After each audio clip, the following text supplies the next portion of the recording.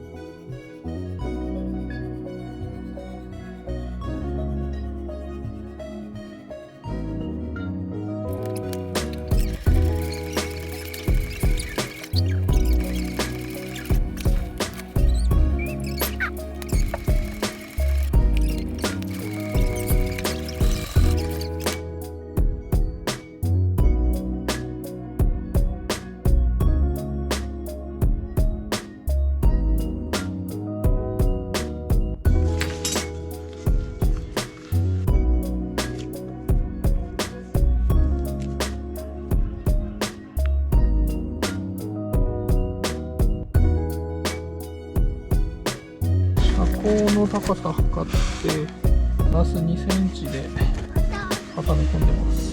でこの銀マットのタイヤ部分なんですけど、実はこうなってます。大体でタイヤハウスの高さにマジックで印つけてって、本地でなんとなく間隔開けて穴開けて、でハサミでガーッと切り込みを入れていただけです。本地打つっていうのはここから破れていかないように破れづらくするためにしてます。これを順番にこうやって折り込んで入れます。そうするとタイヤハウスがきれいに塞がります。スライドドアなんですけど、ここ奥まったところまで作ってあげるとスライドドアに引っかかりづらい